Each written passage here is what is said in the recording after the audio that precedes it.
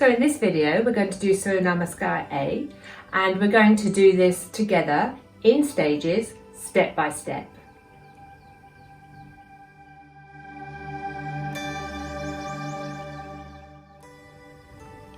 So we always start in Tandasana, the mountain posture, which is an active posture where we ground our feet down and allow the body to lift itself and feel the chest rise, the shoulders come away from the ears, turn the palms out, and I invite you to close your eyes, and we can really eternalize our vision of how we're standing here.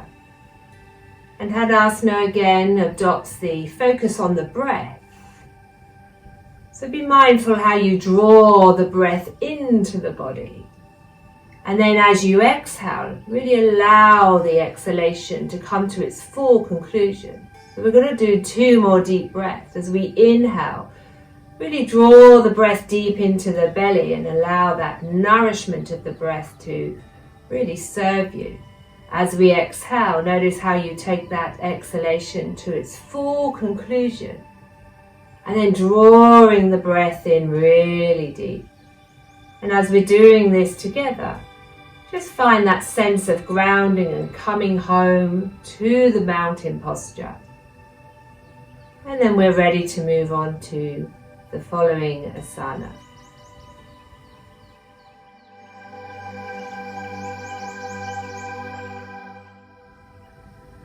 So the second part of the sequence is Urdhva Hasthana.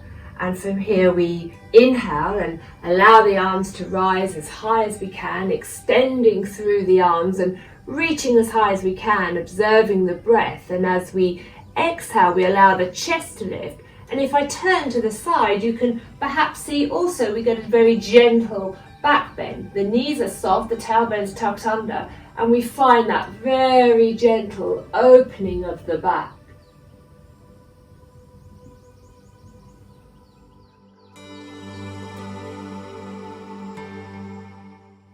And then from there, on that exhalation, we're going to fold all the way down, vertebrae at a time, and allow the head, neck and shoulders to curl down, rise up onto the fingertips, and allow the crown to reach forward.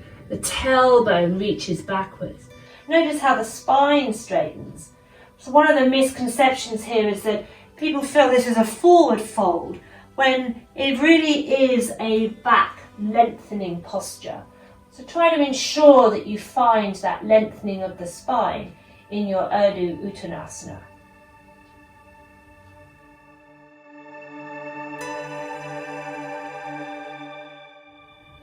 And then as we flatten the hands down, we're going to take the left foot back and allow that foot to plant, and check the line here so the heel and the knee are parallel.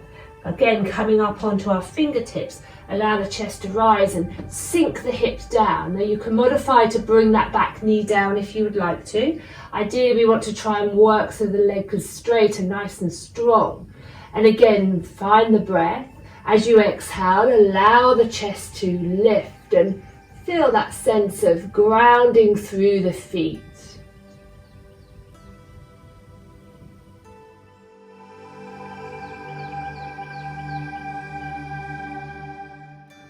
And then as we plant the hands down, again taking the front foot to the back, allow those legs to extend, tuck the tailbone under, and just notice how the hips are lower than the line of the shoulders.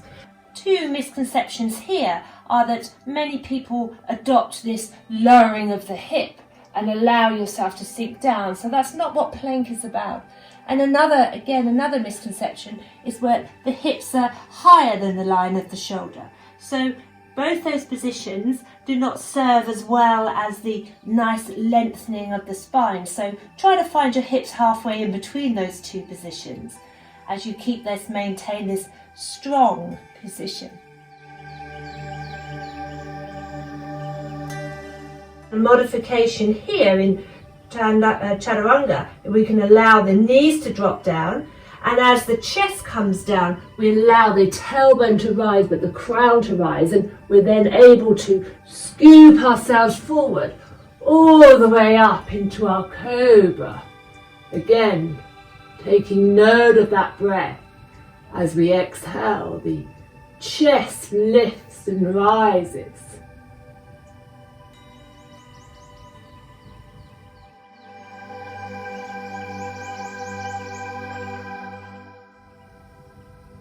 And as we move with the breath on that exhalation, we're going to roll over the toes and bring ourselves up into our very deep downward dog. Allow the heels to anchor down. Spread the fingers. Feel the thumb and the index finger pressing down on the mat, and feel that sense of breath deepening. 3 very deep breaths here enable us to find the benefit of this lengthening of the spine. Nicely inhale, and as we exhale, try to ground those heels a little further. And all the time just observing that flow of the breath as it draws in, and the slowness of that exhalation as we draw out.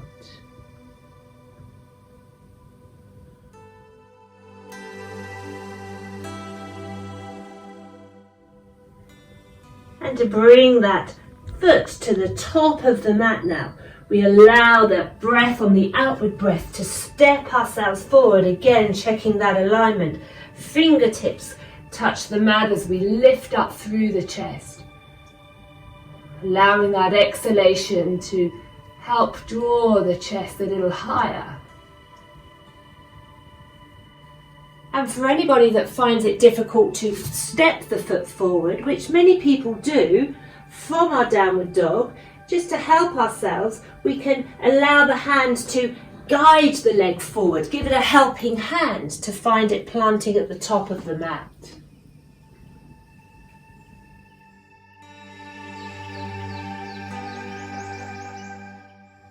And we allow ourselves to then just rock back gently, bring the back leg to join the front, and we can curl up vertebrae at a time through the spine and bring ourselves back into Tadasana, our mountain posture.